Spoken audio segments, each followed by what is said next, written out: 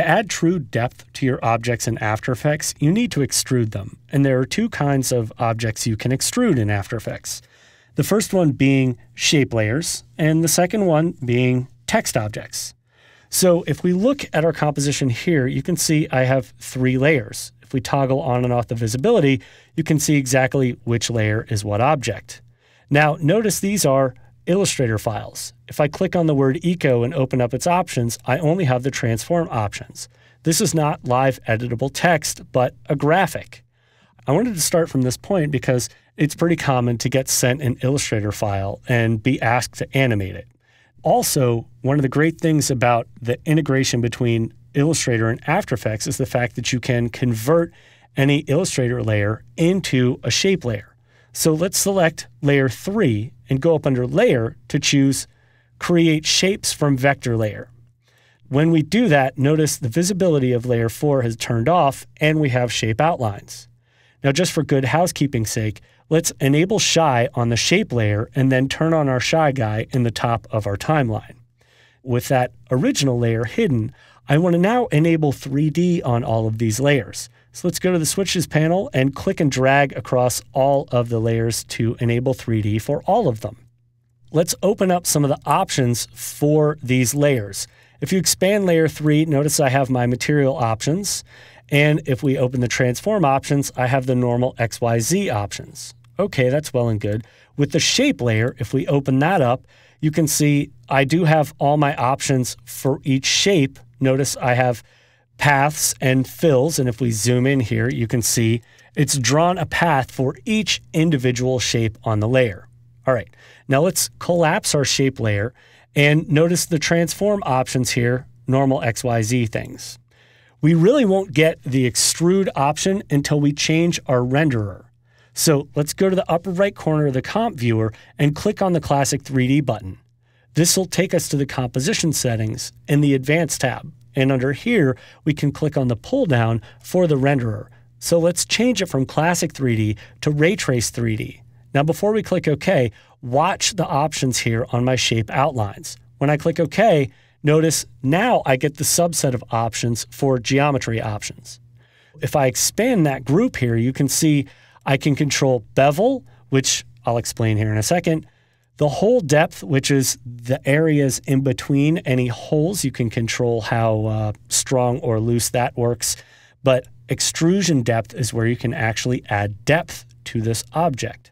I want to show you something really quickly, but notice my scene is still trying to render. I can see that here in the comp viewer, and I can also see it with my mouse. If you press caps lock on your keyboard, it will disable the render as it's happening, and you can scroll freely up and down on your layer panel. The reason I wanted to enable this, if we scroll down to the geometry options for layer 3, here, let me make the timeline a little larger. Notice in my geometry options for layer 3, I have a curve setting and segments, but I don't have any extrude options. Notice for layer 1, I have bevel and extrude options. That's the difference between a normal 3D layer in the ray trace renderer and a shape layer in the ray trace renderer. I get extra options for extrusion with shape layers. Now, while the refresh is disabled, let's just go ahead and click on extrusion depth and change it from 0 to 20. I'm going to press Enter on my keyboard to set that. Let's go back and resize our interface so the timeline is a little smaller and change the magnification back to fit to 100. Now let's click our caps lock and disable refresh so it redraws the scene. I use that key command quite a bit when I know there are just specific parameters I'm trying to change and I don't necessarily need to see anything in the scene at that point in time. Now, another way we could speed this up, if you click on your fast preview button in the lower right corner of your comp viewer, we could change this from adaptive resolution to draft or fast draft. Let's see what happens when we change it to draft. Notice it should move a lot more quickly. Also, we can change the resolution from full to auto. This will speed things up. Notice it defaulted to setting half resolution because I'm roughly at half my magnification. Okay, now let's zoom into the scene. I'm just scrolling in with my mouse and I'm going to press the space bar and click and drag so we can kind of center up this object. Notice I'm not really seeing any true dimension to this object. In order to see better dimension, let's change from one view to two views horizontal. In the top view on the left side, notice I have depth, but I'm really not getting a perspective with this depth. So what we need to do is change the left view from top to custom view 1. Now you want to make sure you're seeing these yellow triangles in the corners. That way you know that this is selected. So I'm going to click in the gray area on the left side, making sure it's active, and change to custom view 1. Now with that set up, I can scroll into my view with my mouse and press the spacebar to kind of set this up. There are a number of ways that I could actually see the dimension of my extrusion. The first way is to add a light in the scene. So let's get started with that. We can go up under Layer and choose New Light. When we add a light, I'm going to add a point light. We can leave its intensity a little over 100 at 108. I do want to cast shadows because I found that that does sort of just increase the definition in what I'm looking at. And we can leave the fall off at inverse square clamped. Now let's click OK. Now it's going to take a second for the scene to re-render, but notice immediately now I can start to see the edges of my shape. Now I'm going to zoom out over my active camera here. I'm just moving my mouse over the active camera and scrolling out with my mouse. I can click on the X control handle and bring the light over towards the left side of my shape. I know I'm still not relatively close to this shape because I'm not quite seeing my control handles there. So if we zoom out in this part of the scene, I can just pull up on the Y-axis and move a little closer to the shape on the Z-axis from the custom view panel. Okay, this is looking pretty good. Let's zoom back into my custom view, and now you can see we have our shape. I'm not really seeing too much dimension other than my extrusion because I haven't adjusted the material options for this shape yet.